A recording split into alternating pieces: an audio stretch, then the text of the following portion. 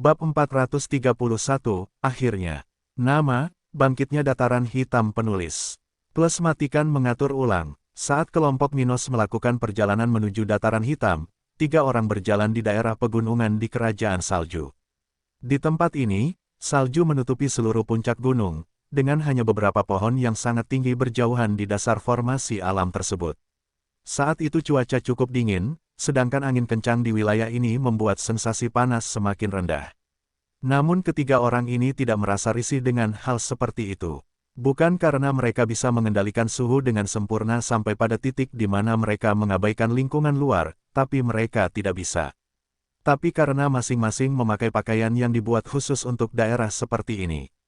Mereka tidak dapat ragu dengan hawa dingin di tempat-tempat seperti perbatasan kerajaan salju dengan negara bagian lain di wilayah tersebut, di mana pegunungan salju tak berujung terbentang lebih dari 10.000 km. Formasi seperti itu dimulai di titik paling utara kerajaan salju, di mana terdapat perbatasan dengan kerajaan akhir, melewati perbatasan kerajaan ombak dengan negara bagian ini. Kemudian, ia akhirnya meninggalkan kerajaan salju, menuju ke barat, ke perbatasan yang memisahkan kerajaan ombak dan kerajaan coklat, dekat dataran hitam, tempat ia bertemu akhirnya. Singkatnya, pegunungan salju tak berujung adalah tempat dengan ketinggian tertinggi di seluruh wilayah utara benua tengah, dengan titik-titik yang tingginya lebih dari 20.000 meter. Selain itu, wilayah ini juga memiliki lapisan es abadi di titik tertingginya. Dan karena sebagian besar bangunan ini berada di kerajaan salju, negara bagian ini dinamai berdasarkan fitur geografis tersebut. Wilayah ini sangat kaya akan mineral dan habitat alami beberapa makhluk spiritual kuat dari wilayah utara benua tengah.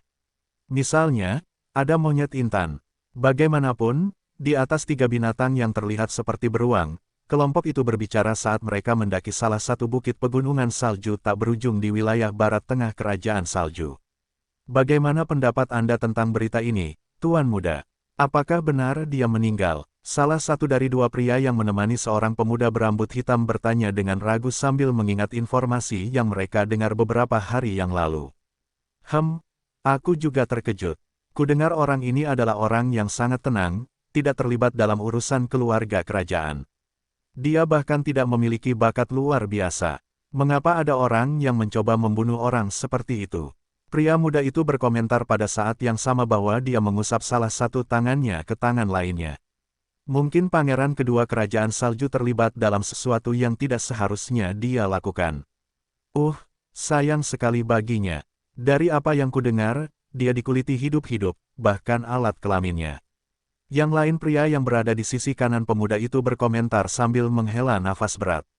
Mereka telah mendengar informasi ini saat melakukan perjalanan melalui pegunungan salju tak berujung. Hal seperti ini sangat meresahkan dan sangat jarang terjadi. Oleh karena itu, mereka tidak dapat berhenti membicarakan subjek tersebut, mencoba memahami alasan dari situasi tersebut. Ngomong-ngomong, aku baru teringat sesuatu.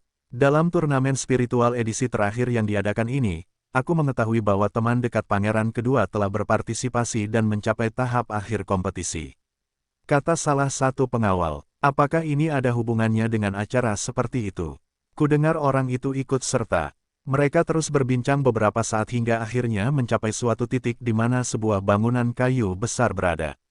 Areanya cukup luas, dengan beberapa pagar kayu yang mengelilingi wilayah berukuran lebih dari 1 kilometer persegi, sehingga orang yang lewat dapat mengamati binatang yang sedang meminum air di beberapa titik. Dan selang beberapa menit, rombongan ketiga orang ini akhirnya menemukan individu yang mereka cari di lokasi tersebut. Halo, ada yang bisa saya bantu? Seorang pemuda yang kuat mengatakan ini dengan lantang sambil meletakkan sekarung besar ransum di atas peralatan di sisi gedung besar itu. Mendengar ini, pemuda yang memimpin kelompok ini mulai berbicara. Nama saya Christian Reid, dan keduanya adalah pengawal saya. Saya memahami bahwa Anda menyaksikan kematian adik laki-laki saya Tristram. Jadi saya di sini untuk mendapatkan informasi tentang siapa yang bertanggung jawab atas hal ini. Faktanya, itu adalah kelompok Christian, yang telah melakukan perjalanan selama berbulan-bulan untuk memenuhi keinginan kecil Misty untuk membalas dendam. Setelah meninggalkan kerajaan Brown, mereka bergegas ke kerajaan salju, di mana mereka menemukan beberapa orang yang terkait dengan kejadian di kerajaan salju. Puncak Kabut, tempat Tristram meninggal. Namun, petunjuk pertama yang diperoleh Christian tidak ada gunanya. Di salah satu dari mereka, orang yang dia cari telah meninggal, dan di yang lain, orang tersebut telah pindah ke negara bagian lain setelah menikah. Tapi pemuda dari keluarga Reid ini akhirnya memiliki sedikit keberuntungan untuk temukan orang ini di depannya, saksi pertama yang sempat dia interogasi. Akhirnya mendengar komentar Christian, pria itu memandangnya sejenak dengan ekspresi terkejut lalu mulai mencoba mengingat. Tristram, aku pernah mendengar nama ini di suatu tempat. Dia kemudian meletakkan tangan kirinya di atas mulut dan lengan kanannya di dada sambil melihat ke lantai sambil berpikir. Ah, kamu berbicara tentang orang yang meninggal di puncak kabut itu. Dia bertanya setelah hampir 1 menit penuh, memikirkan dari mana dia mendengar nama itu. Tentu saja hal ini bukanlah hal yang aneh untuk terjadi. Sebagus apapun ingatan seorang kultivator, terkadang sulit untuk mengingat sesuatu secara langsung, apalagi menyangkut hal-hal yang tidak penting bagi kehidupan orang tersebut. Peristiwa meninggalnya Tristram bahkan sempat menggemparkan, dan pemuda ini mengingatnya dengan sempurna. Tapi Christian telah menggunakan kata kunci yang salah untuk mengingatkannya akan hal seperti itu. Siapa yang akan mengingat nama seseorang yang meninggal setelah 1 pukulan? Kematian Tristram terjadi begitu cepat sehingga orang-orang yang menyaksikannya bahkan tidak mau repot-repot melihat potongan daging pemuda itu. Hanya ketakutan orang-orang itu terhadap Minos yang menekan pemikiran lain tentang mereka saat itu. Bagaimanapun, melihat orang ini ingin mengatakan sesuatu, senyum diam-diam perlahan terbentuk di wajah Christian. Saya akhirnya bisa menyelesaikan perjalanan ini. Dia berpikir, dalam hati bersorak karena bertemu orang ini. Pemuda yang tinggal di gunung itu kemudian memandang Christian dengan penuh simpati dan berkata, "Sekarang aku berhenti untuk berpikir, aku mengingat kematian Tristram dengan sangat baik. Saat itu, kami semua berada di puncak kabut untuk bersaing memperebutkan obat tingkat prajurit di sana. Buah pelangi, tapi tak satu pun dari kami yang bisa memanen benda seperti itu, jadi kami tinggal di pinggiran, menunggu seseorang yang mampu datang dan mengizinkan kami bertarung. Sial bagi kami semua dan bahkan lebih buruk lagi bagi Tristram dan pengawalnya, sang orang yang muncul jauh lebih kuat daripada yang bisa kita tangani." "Apa?" salah satu dari 2 bawahan Christian bertanya dengan kaget. "Apa maksudmu 1 orang memanen obat tersebut dan menakuti seluruh kelompok pesaing?" "Sejauh yang kami tahu, ada 15 orang di tempat itu. Katakan sejujurnya, kita di sini, bukan untuk bermain-main, bocah." Pria lainnya mengacungkan. "Aku mengatakan yang sebenarnya. Saat itu, ketika orang itu terlibat dalam perselisihan mengenai pengobatan, tidak ada dari kita yang tahu betapa menakutkannya dia. Tapi setelah dia membunuh Tristram dalam 1 gerakan, tidak ada yang berani melakukan hal lain." Setelah mendengar hal itu, Christian langsung mengerutkan alisnya. Seorang pengawal level 46 menemani Tristram saat itu. Bagaimana seseorang yang lebih kuat dari itu bisa terlibat dalam perselisihan untuk obat sederhana tingkat prajurit? Dia kemudian mengesampingkan pertanyaan-pertanyaan itu dan langsung ke pokok permasalahan. "Tetapi siapa orang ini? Apakah kamu mengenalnya? Apakah kamu tahu dari mana asalnya?" "Aku tahu sebanyak yang diketahui orang lain yang berpartisipasi dalam turnamen spiritual. Orang yang membunuh saudaramu adalah Minos, salah satu finalis turnamen spiritual."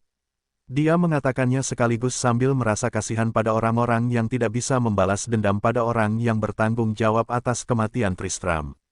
Dan setelah mendengar ini, 3 individu dari keluarga Reid berdiri di sana, tercengang oleh kebenaran. Mulut mereka bertiga terbuka membentuk huruf O, sementara pupil mereka berkontraksi penuh, setipis jarum. Sungguh sebuah tragedi, salah satu bawahan Christian berpikir dalam hati, merasakan getaran di punggungnya. "Kita harus segera menghentikan penyelidikan ini, kalau tidak sesuatu yang buruk akan terjadi." Tapi sungguh memalukan, bagaimana Tuan Muda Tristram bisa terlibat dengan monster seperti itu. Dan bajingan itu baru mencapai level 39 di akhir turnamen spiritual.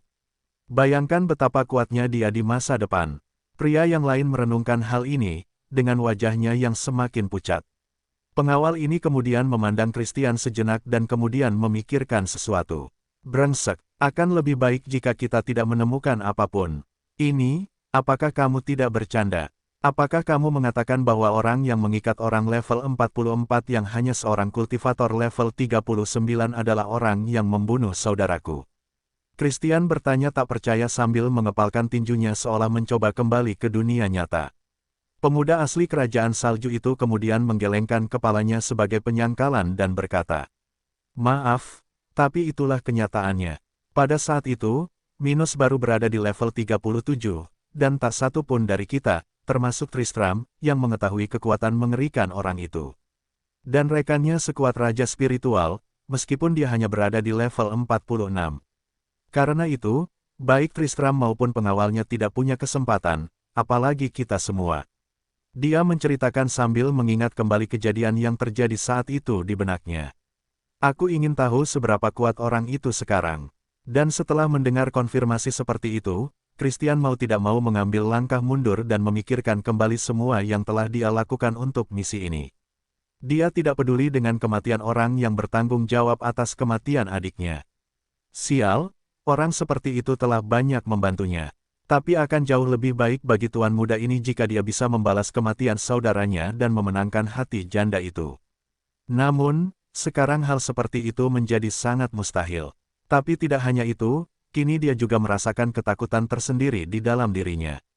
Kuharap orang itu tidak ingat apa yang terjadi di puncak kabut, jadi, pikirnya sambil mencoba menstabilkan dirinya dari keterkejutan yang dia alami saat mendengar informasi seperti itu. Seorang individu kuat yang kembali menindas orang-orang yang telah menyinggung perasaannya di masa lalu mungkin tampak remeh. Namun, kenyataannya tidak sedikit yang melakukan hal seperti itu. Faktanya, beberapa kasus sejarah diketahui di bagian benua tengah ini, seringkali mengenai pihak yang berkuasa. Mereka dulunya adalah orang-orang paling sombong yang tidak akan pernah melupakan suatu pelanggaran dan bahkan akan kembali untuk mendapatkan keadilan. Akibatnya, Christian merasa takut saat ini. Dari apa yang dia dengar dari pemuda di depannya ini, pelanggaran Tristram tidak terlalu dibesar-besarkan, tapi bagaimana tuan muda ini bisa tetap diyakinkan? Minos adalah individu kejam yang tidak keberatan membunuh tuan muda keluarga Chambers di depan puluhan ribu orang. Dia bahkan telah melumpuhkan seorang kultivator level 43 hanya karena orang itu menghalangi jalannya. Sial, Christian mengutuk Minos dalam pikirannya, menyadari tidak ada yang bisa dia lakukan terhadap pemuda ini. Bodoh sekali jika dia berpikir dia bisa membunuh seseorang sekali berminos, pria yang pergi ke Flaming Empire. Apa yang akan aku lakukan sekarang? Dia mencoba mencari jawaban untuk keluar dari jalan buntu yang dia alami. Bahkan jika aku membunuh orang lain dan mengatakan dia bertanggung jawab, mesti dapat mengetahui kebenarannya, dan situasiku tidak akan membaik. Sial, aku juga harus memperingatkan ayah. Kita harus berhati-hati dengan Minos ini. Aku hanya berharap wanita itu menyerah pada ide balas dendam ini. Kalau tidak, aku tidak tahu apa yang mungkin terjadi. Batuk, kalian berdua, ayo pergi. Ayo kembali ke markas keluarga. Tidak masuk akal untuk melanjutkan ini. Setelah mengatakan ini, kelompok itu segera meninggalkan tempat itu, ketika pemuda sebelumnya menyaksikan mereka meninggalkan gunung ini. Pria yang baik. Dia tampak sangat sedih karena dia tidak bisa membalas kematian saudaranya. Sementara itu, di ibu kota Pulau Batu, di sebuah properti mewah tertentu di kota itu, terdapat sebuah ruangan dengan beberapa orang sedang mengobrol, memikirkan bagaimana suatu masalah tertentu harus diselesaikan. 6 mata-mata kita terbunuh lebih dari 1 jam yang lalu. Bagaimana hal seperti itu bisa terjadi? Bukankah mereka hanya mengejar 2 jenderal spiritual? Seseorang mengatakannya dengan marah. Mungkin lawan mendapat bala bantuan, kudengar para pengecut itu telah bersembunyi di dalam menara budidaya Athela selama hampir 2 bulan. Orang lain berkomentar, ini kerugian yang tidak bisa diterima. Bagaimana bisa keluarga Nash menyerang kita seperti ini? Kita harus bereaksi bagaimanapun caranya, Pak Tua. Sungguh memalukan. Ke-6 orang ini bisa mencapai level 50 dalam waktu kurang dari 2 tahun. Sungguh kerugian yang sangat besar bagi keluarga Allen kita. Dan ketika mereka sedang membicarakan topik ini, salah satu dari mereka akhirnya menanyakan bagian lainnya. Tidak banyak yang bisa kita lakukan saat ini.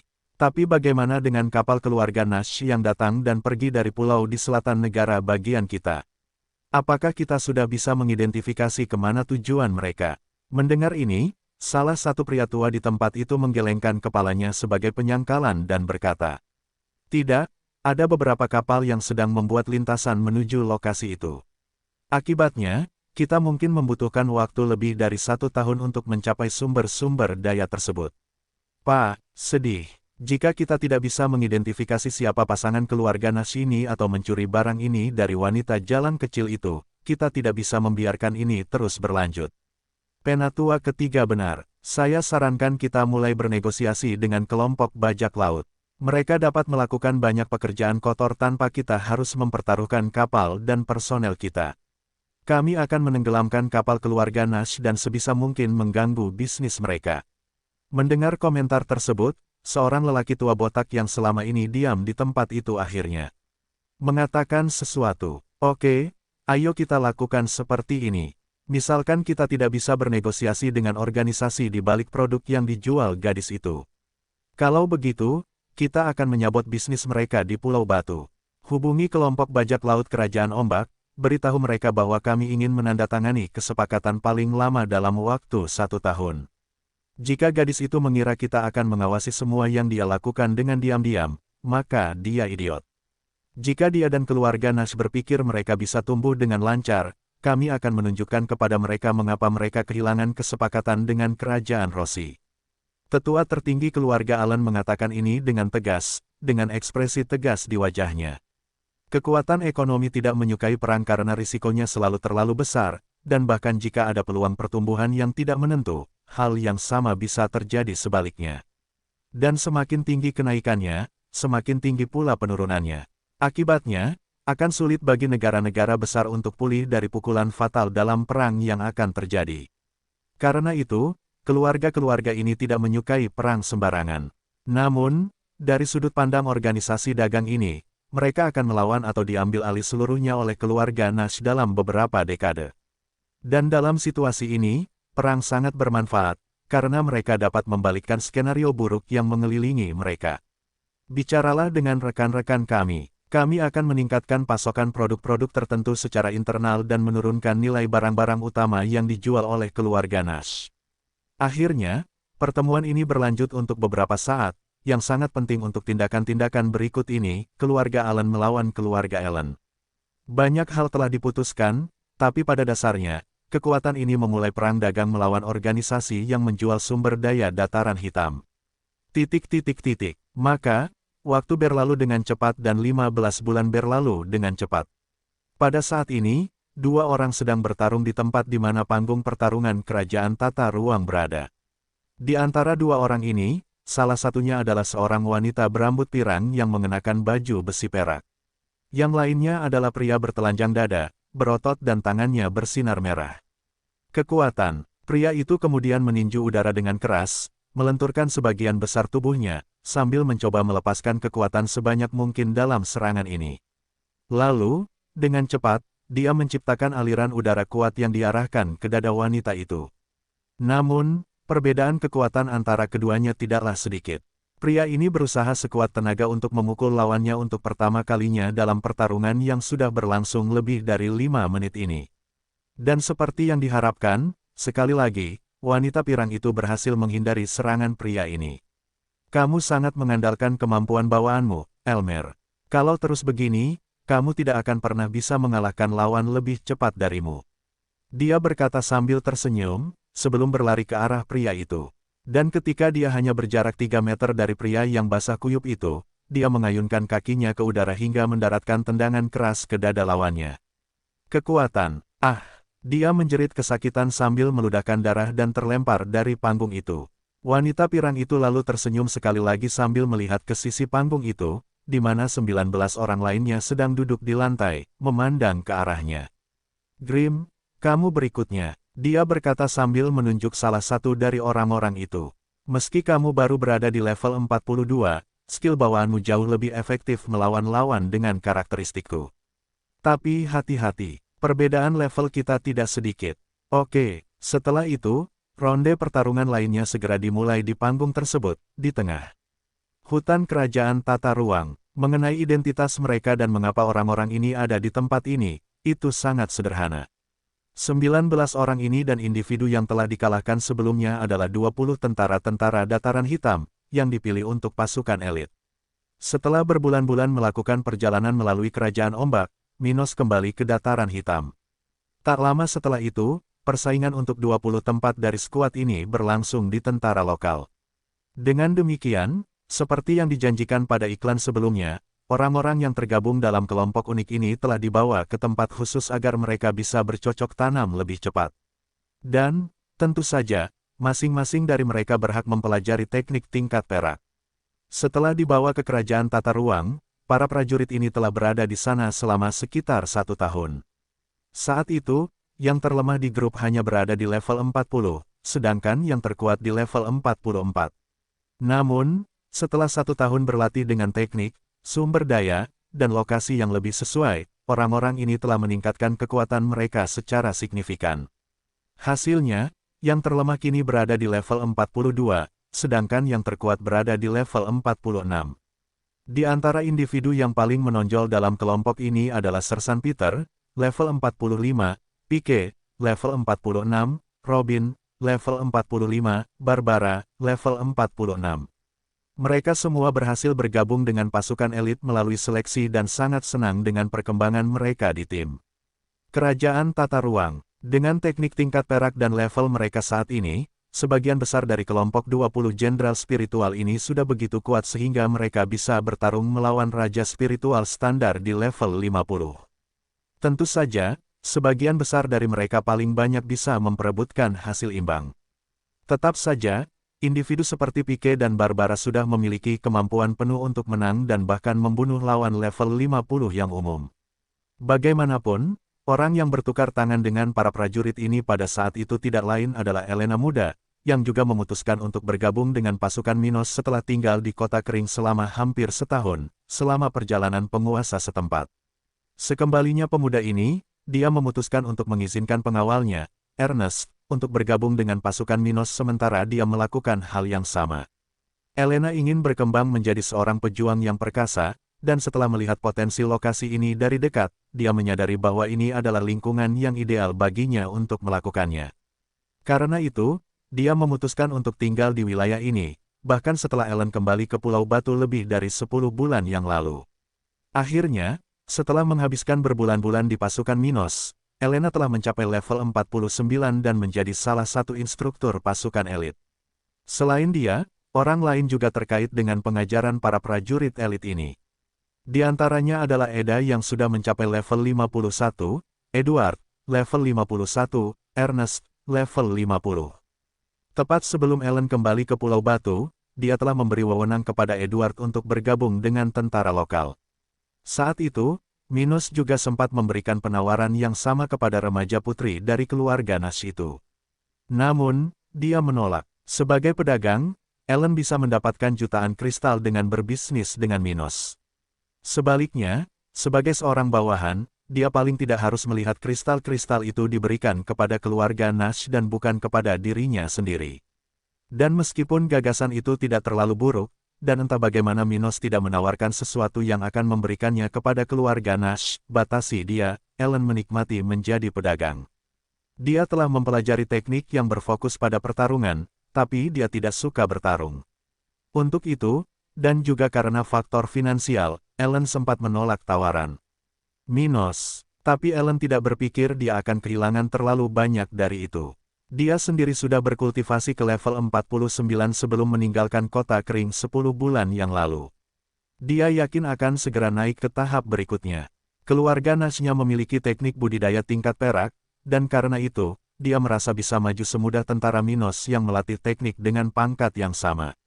Bagaimanapun, selain para prajurit yang saat ini sedang berlatih bersama Elena, orang-orang lain sedang duduk di berbagai lokasi di seluruh kerajaan tata ruang, dekat rumah danau, bercocok tanam atau berbincang. Di antara orang-orang tersebut, ada Ernest dan Eda yang sedang menjalani pelatihan dan budidaya di lokasi ini, selain dua pemuda yaitu Lee dan Allison. Keduanya telah meningkat pesat sejak awal perjalanan Minos ke Kerajaan Ombak, dan saat ini, keduanya telah mencapai level 40. Mereka semakin kuat dan sudah memikul berbagai tanggung jawab dalam organisasi Minos. Namun, yang paling mencolok dari keduanya adalah perubahan fisik yang mereka alami. Keduanya telah meninggalkan jejak masa kecil mereka dan kini semakin terlihat seperti orang dewasa muda, hanya beberapa bulan lagi untuk menjadi dewasa. Allison telah tumbuh dengan sangat baik. Dia sudah dianggap cantik, dengan kontur yang unik, yang membuat temannya, Li, semakin memperhatikannya dan dengan cara yang agak berbeda. Adapun Li, dia telah menjadi seorang pemuda jangkung, berotot yang sudah memiliki banyak hal, rambut menutupi janggutnya, sampai-sampai dia tampak seperti 5 tahun lebih tua hanya karena itu. Bagaimanapun, kedua pemuda ini melakukannya dengan sangat baik dan sudah mulai tertarik pada hal-hal yang berbeda. Misalnya, Allison tidak lagi bermain-main seperti anak kecil dengan Kila dan perlahan memikirkan ide-ide seperti Passion Doll. Tapi itu sudah diduga. Dia dan Lee mendekati masa dewasa awal dan mau tidak mau menunjukkan beberapa perubahan perilaku terkait transformasi fisik yang disebabkan oleh perkembangan tubuh mereka. Juga tidak ideal jika tetap sama seperti sebelumnya. Lagi pula, Kila, level 38, sekarang tingginya sekitar 2 meter dan beberapa kali lebih besar dari Allison. Akibatnya, teman muda rubah ekor 9 ini tidak bisa lagi berinteraksi dengannya seperti sebelumnya. Namun mereka berdua adalah teman baik dan sering berlatih bersama, dan hal ini sangat dihargai oleh Kila. Terakhir, selain manusia dan rubah muda yang dibudidayakan di lokasi ini, Emlyn juga melihat sekeliling area tersebut dari atas salah satu pohon terbesar di kerajaan tata ruang. Ah, tempat ini jauh lebih hidup dari sebelumnya. Emlyn berpikir sendiri, dengan ekspresi yang terlihat cukup puas. Akhir-akhir ini, Emlyn lebih sibuk memantau orang-orang di dalam kerajaan tata ruang dibandingkan sebelumnya. Ia harus mengamati dan menyelidiki aktivitas setiap orang yang tinggal di lokasi tersebut untuk memastikan tidak ada hal aneh yang terjadi. Bukan berarti Minos khawatir dengan perampokan atau semacamnya. Meski risiko seperti ini selalu ada, yang paling mengkhawatirkan pemuda ini adalah orang-orang ini bertindak sembarangan di samping obat-obatan berharga di tempat ini. Barang-barang tersebut dapat rusak jika serangan merusak strukturnya. Oleh karena itu, rubah besar ini ada di sini untuk mengamati tindakan individu-individu tersebut dan mencegah, jika perlu, kecelakaan yang tidak diinginkan. Tapi dia bukannya tidak senang dengan hal itu. Terlepas dari kenyataan bahwa ini adalah kewajiban yang dia lakukan pada Minos pada saat mereka berdua bertemu, dia menyukai kehadiran orang lain di tempat ini. Jangan salah, Emlyn senang tinggal di tempat ini bersama putrinya dan kunjungan sesekali Minos. Namun seringkali, kedua rubah ini tidak melakukan apa-apa di tempat ini. Bagaimanapun, dia dan putrinya belum mencapai tahap kultivasi di mana mereka bisa berkultivasi selama bertahun-tahun. Dan karena itu, pada waktu-waktu tertentu selain tidur, tidak ada lagi yang bisa dilakukan di tempat ini. Sebaliknya, dengan kedatangan 20 penduduk tetap dan kunjungan terus-menerus dari individu lain, tempat ini menjadi hidup. Sesuatu yang dihargai oleh rubah ini. Seseorang bisa sangat menghargai kedamaian liburan atau sisa akhir pekan. Tapi itu hanya akan terjadi setelah seminggu bekerja keras atau berbulan-bulan pengorbanan untuk mencapai tujuan Anda. Dan hal itu tidak berbeda dengan Emlyn. Bekerja memberikan arti berbeda baginya, dan ketika dia berhenti untuk beristirahat di tempat ini, rubah ini merasa jauh lebih baik, lebih puas seolah-olah dia telah menaklukkan bagian yang hilang dalam dirinya. Bagaimanapun, Emlyn senang, dan dengan budidayanya yang meningkat pesat, rubah ini telah mencapai level 53 dalam waktu yang telah berlalu. Kekuatan, Minos meningkat dengan sangat cepat. Lebih dari 2 tahun yang lalu, dia telah mencapai raja spiritual pertamanya, Aku. Tapi sekarang, dalam waktu sesingkat itu, dia sudah memiliki 5 individu dengan level itu. Jadi, Emlyn berpikir sendiri saat dia melakukan pekerjaannya. Dan dalam waktu kurang dari setahun, gadis pirang itu, Abi, dan dia akan mencapai level itu juga. Dia kemudian tersenyum dan bergumam dengan suara rendah, hanya untuk didengar dirinya sendiri. Apakah dia akan menantangku kembali ketika dia mencapai level itu? Emlyn teringat konfrontasi terakhirnya dengan Minos. Pada saat itu, Stuart muda baru saja mencapai setengah dari level 45, sedangkan dia berada di level 52. Dan seperti yang bisa diduga, hasil pertarungan bagi Minos sama buruknya dengan saat keduanya bertarung pertama. Setelah itu, setiap kali Minos mendapat kemajuan baru, dia mencari Ibu Kila untuk pertarungan baru. Namun dia tidak pernah menang, bahkan dalam pertarungan terakhir yang terjadi 5 hari lalu, ketika pemuda ini berhasil menembus level 48. Saat itu, Ibu Kila sudah mencapai level 53 selama beberapa hari, dan karena itu Minos belum bisa mengalahkannya. Namun, meski kalah dalam semua pertarungan tersebut, persaingan di antara keduanya menjadi semakin ketat. Setiap kali mereka bertarung, Emlyn harus menggunakan sebagian besar kekuatannya. Dan pada kesempatan terakhir ini, Stuart muda bahkan berhasil melukai rubah besar ini, sesuatu yang belum pernah dia lakukan sebelumnya.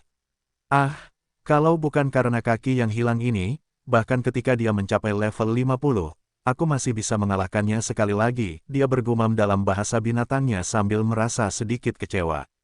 Kemenangan yang dia raih dari Minos di pertarungan terakhir, dalam pandangannya, mungkin merupakan kemenangan kedua dari belakang yang akan dia dapatkan melawan pemuda ini. Kecepatan kultivasinya cukup bagus, tetapi Minos adalah monster yang berada di luar jangkauan. Bahkan binatang rubah ekor 9 yang kuat pun tidak dapat bersaing dengannya dalam hal kecepatan budidaya. Jadi, meskipun dia mencapai level 54 sebelum Minos mencapai level 50, dia tidak memiliki harapan untuk mengalahkan pemuda ini, karena mobilitasnya terbatas. Lebih baik aku melupakannya, cepat atau lambat, itu akan tetap terjadi. Dia memikirkannya dalam hati ketika Ibu Kila akhirnya mengalihkan perhatiannya kembali ke manusia yang bertarung di panggung itu. Saat pasukan elit dan orang-orang lainnya berkultivasi dan berlatih di kerajaan tata ruang, kota kering sedang cerah saat ini. Kawasan perkotaan di kota ini telah berkembang lebih dari 50% dalam waktu yang telah berlalu, dan jalanan di tempat ini bahkan lebih sibuk dibandingkan sebelum perjalanan Minos. Kota ini telah berkembang pesat dan telah mencapai angka 180.000 penduduk. Pertumbuhan tersebut terutama disebabkan oleh perjanjian yang dibuat Minos dengan Miria, penguasa kota perairan. Pada awalnya, kesepakatan tersebut melibatkan lebih dari 20.000 orang, namun pada akhirnya, segalanya menjadi sedikit berbeda. Tentara Minos telah menjalin hubungan dengan banyak penduduk di tempat itu. Oleh karena itu, tidak sulit bagi mereka untuk mengajak lebih banyak orang datang ke kota mereka di luar perjanjian yang telah dibuat oleh tuan muda mereka. Dan hal itu tidak disadari oleh Miria, atau dia tidak melakukan apa-apa. Lagi pula, wanita itu hanya menandai wilayah dan telah memperoleh banyak keuntungan dari kesepakatan sebelumnya dengan Minos. Akibatnya, dia bahkan tidak melewatkan 10.000 orang yang telah dipindahkan oleh tentara muda Stuart. Tapi itu bukan satu-satunya faktor pertumbuhan populasi kota kering. Banyak orang datang ke tempat ini dari negara bagian lain di wilayah ini, terutama dari kerajaan ombak. Akhirnya, setelah investasi Minos dengan para profesional, dia membuat kontrak jiwa di kota Wilberg, tawaran layanan lokal meningkat secara eksponensial. Dan dengan berlalunya waktu sejak kedatangan orang-orang ini di kota kering, tempat ini sekarang memiliki 7 profesional kelas 2 tingkat menengah, termasuk Dilian. Orang-orang ini berasal dari 5 profesi berbeda, 3 profesi utama, ditambah spesialisasi desainer dan dokter. Selain itu, ada lebih dari 80 profesional tingkat rendah kelas 2 dari 9 spesialisasi spiritual yang berbeda di kota muda Stuart. Hal seperti itu telah meningkatkan kualitas pelayanan di kota ini, menjadikan tempat ini lebih menarik bagi para petani berbakat. Dan meskipun Minos belum siap untuk membuka wilayahnya kepada dunia, beberapa penggarap yang lebih kuat akan melewati kotanya sesekali. Orang-orang tersebut hanya diperbolehkan memasuki kota setelah melewati interogasi menyeluruh untuk mencegah musuh memasuki tempat tersebut. Dan hal seperti itu efisien, karena tidak ada masalah yang terjadi selama itu. Ada orang-orang yang cakap di dalam angkatan bersenjata yang membuat misi seperti itu dapat dicapai. Dan dari situlah beberapa lagi warga budidaya tahap 5 pindah bersama keluarganya ke kota ini. Selanjutnya, luas tanam di dataran hitam telah meningkat secara signifikan dalam beberapa bulan terakhir dan kini berjumlah lebih dari 3.800 hektar. Dengan lebih dari 100.000 petani yang bekerja di ladang lokal, dataran hitam saat ini dapat menghasilkan sekitar 13.000 ton pangan setiap tahunnya. Makanan ini hampir seluruhnya dikirim ke Pulau Batu, menghasilkan pendapatan tahunan lebih dari 100 juta kristal tingkat rendah dan 1 juta kristal tingkat menengah untuk wilayah Minos. Bagaimanapun, kota kering berjalan dengan sangat baik, dan kualitas hidup warganya sangat baik. Peluang terus berdatangan, dan seiring berjalannya waktu, kekuatan lokal semakin kuat. Saat kota ini menjalani hari yang cerah ini, seperti biasa, Minos berada di kantornya di rumah pemerintah setempat. Dia sedang melakukan pekerjaannya ketika tiba-tiba sekretaris Mia masuk ke tempat itu dan berkata, "Tuan muda, Sersan Joy ada di sini untuk membicarakan kabar terbaru tentang tentara." Mia bersandar di samping meja Minos dan kemudian meletakkan beberapa kertas di sana, menyampaikan informasi yang diperlukan kepada atasannya. Wanita ini telah meningkat pesat dalam beberapa bulan terakhir, dan sekarang dia berada di level 40. Dia tampak tetap sehat dan penuh energi untuk bekerja dan melanjutkan aktivitas pengelolaan kota keringnya. Dan seiring dengan kemajuan kultivasinya, dia belajar lebih banyak dari Minos tentang gaya manajemen pemuda ini sehingga dia dapat mewakilinya dengan lebih baik di masa depan. Hasilnya, perempuan ini sudah mempunyai banyak tanggung jawab lain di tingkat lokal selain menjadi sekretaris kedaulatan. Bagaimanapun, setelah memberitahu Minos tentang kunjungan seorang tentara dari markas, wanita ini telah kembali ke tempat kerjanya sementara Joey tua memasuki kantor itu. Joey belum bergabung dengan tentara kerajaan Tata Ruang, karena dia bahkan belum mencoba mendaftar untuk seleksi pasukan elit yang diadakan lebih dari setahun yang lalu. Karena itu, dan karena pria ini tidak berniat menjadi pejuang penuh waktu, dia tidak memiliki peluang yang sama seperti Peter, Robin, dan Barbara. Tapi lelaki tua ini masih berhasil mencapai level 44 dan telah meningkatkan statusnya di ketentaraan secara signifikan selama beberapa waktu terakhir. Itu karena pria ini adalah yang paling berpengalaman di seluruh dataran hitam, dan banyak orang sangat menghargai kebijaksanaan yang dimiliki seseorang yang berusia di atas 400 tahun. Karena itu, posisinya sebagai prajurit administrasi meningkat. Saat ini, dia menghabiskan sebagian besar waktunya di kantor pusat daripada di perbatasan kota kering, membantu manajemen dan memecahkan banyak masalah yang biasanya terjadi. Ini, Tuan Joey. Minos menunjuk prajurit tua di depannya, menunjuk salah satu kursi yang menghadap meja pemuda ini. Terima kasih Tuan Muda. Hari ini mendidih ya. Joey berkomentar singkat sambil duduk dengan nyaman. Dan setelah bertukar kata tentang iklim, Joey segera mulai berbicara tentang tujuannya datang ke sini. Tuan Muda, kami baru saja selesai mengumpulkan data tentara bulan lalu. Oh, pada penghitungan terbaru kami mencapai sekitar 9.500 tentara. Dia kemudian melanjutkan dengan mengutip jumlah prajurit di setiap tingkat budidaya. Jumlah prajurit telah bertambah banyak sejak akhir seleksi setelah penyelamatan Peter. Pasalnya, di masa lalu telah diadakan 2 kompetisi lain di kota kering untuk menambah jumlah tentara lokal. Dan, tentu saja, jumlah tentaranya mendekati angka 10.000. Yang terakhir, berdasarkan penghitungan terbaru Angkatan Darat, jumlah prajurit di setiap hierarki kini adalah sebagai berikut: pelajar, lebih dari 500 orang, anggota baru, sekitar 1.900 prajurit, 3.500, kopral, kurang dari 2.200, sersan, 1,400 dan terakhir saat ini terdapat 5 letnan, termasuk Dilian dan Emlyn. Namun meskipun ada beberapa letnan, raja spiritual, jumlah mereka tidak signifikan. Yang paling penting adalah berapa banyak sersan yang ada di Black Plain Army saat ini. Dari lebih dari 1.400 tentara, kebanyakan dari mereka berada di antara level 41 dan 42. Namun, ada beberapa ratus sersan di level 43, lusinan di level 44, dan beberapa di level 45. Di atas itu, hanya prajurit yang terkait dengan elit. Pasukan telah berhasil melampaui level itu. Dan dengan kekuatan seperti itu, mereka seharusnya mampu menangani bahkan raja spiritual level 56 ketika bertarung bersama, bahkan tanpa bantuan Minos atau raja spiritual setempat. Dan itu merupakan pencapaian yang sangat luar biasa bagi organisasi ini. Kami masih sedikit di bawah level kekuatan keluarga bangsawan kecil, tapi saya yakin dalam beberapa bulan ke depan, ketika saya naik level ke tahap 6, ini akan teratasi. Jadi, pikir Minos dalam hati, setelah mendengar seluruh pembaruan tentang jumlah tentara saat ini, yang telah diceritakan Joey kepadanya. Keluarga bangsawan kecil biasanya memiliki sekitar 5 raja spiritual, yang telah ditaklukkan Minos dengan pasukannya. Namun, para kultivator ini memiliki level yang lebih tinggi dibandingkan dengan pasukan pemuda ini.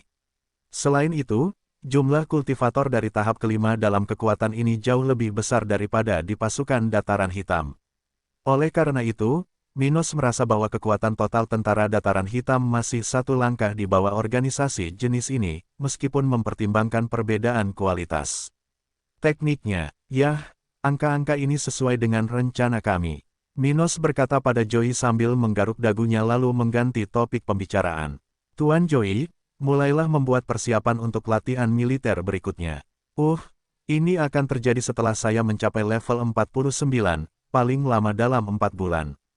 Hehehe Tuan Muda, kali ini berapa prajurit yang akan mengikuti acara ini? Dia bertanya sambil tersenyum ramah sambil mengingat kejadian baru-baru ini. Beberapa bulan yang lalu, ada 400 tentara, tetapi dalam latihan militer terakhir, Tuan Muda melawan lebih dari 500 tentara dari tahap kelima. Minos telah menetapkan tanggal latihan militer akan berlangsung tepat setelah dia selesai naik level. Dan dalam waktu yang telah berlalu sejak peristiwa pertama seperti ini, penguasa ini telah melawan tentaranya sebanyak 4 kali. Dia telah mengalahkan tentaranya setiap saat setelah pertempuran yang sangat seimbang, dengan kedua belah pihak sangat menderita. Tapi itu tidak aneh, itu karena para prajurit ini harus rutin melawan Eda, Elena, Ernest, Edward, atau Abi. Orang-orang ini melakukan latihan militer biasa, yang mempersiapkan para prajurit untuk menghadapi Minos. Akibatnya, semua prajurit di atas tahap 5 dalam pasukan Minos telah meningkatkan pemahaman mereka tentang pertempuran, serta meningkatkan kerja tim mereka. Akibatnya, kesulitan yang ditimbulkan oleh kelompok tentara dalam pertarungan melawan Minos telah meningkat pesat. Namun meski begitu, pemuda ini tetap perlu menambah jumlah lawannya di setiap event baru jenis ini. Bagaimanapun, dia adalah orang paling berbakat di tempat ini, dengan kemampuan tempur paling luar biasa dan kecepatan kultivasi terbaik.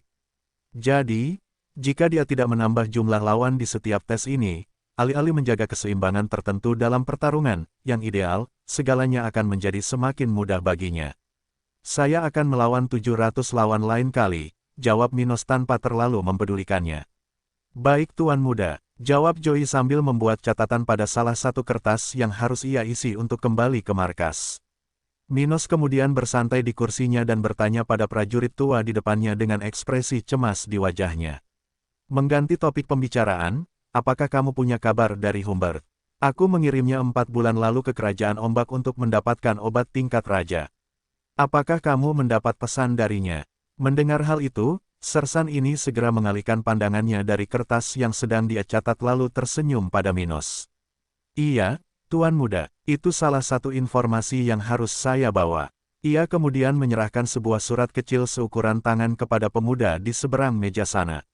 Seperti yang Tuan Muda baca dalam surat yang dikirim oleh Humbert ini, dia telah mengumpulkan obat tingkat raja dari pertanian keluarga Lilian. Minos mengucapkan apresiasi yang panjang saat membaca surat itu. Saya baru saja mengumpulkan obat Tuan Muda di keluarga Lilian. Dan mengingat waktu pengiriman surat ini dari tempat saya berada ke kota kering, saya yakin saya akan sampai di sana dalam 2 bulan lagi. Bagus sekali. Minos bersorak dalam hati, melepaskan beban dari bahunya. Pemuda ini khawatir keluarga Lilian akan menunda pengiriman obat pertama ini. Tapi karena dia sekarang telah menerima informasi yang telah dikumpulkan oleh Humbert, level 45, penguasa muda dataran hitam bisa saja bersikap riang. Dengan kekuatan pria itu dan mengingat dia menggunakan binatang tingkat 4 untuk bepergian kecuali dia sangat tidak beruntung, Minos bisa mendapatkan obatnya dalam waktu itu. Bagus, dia berseru sejenak lalu menatap Joey dan mencoba untuk tenang. Hehe, maaf, tapi Pak Joey, ngomong-ngomong kabar baik, bagaimana perkembangan Alina? Apakah dia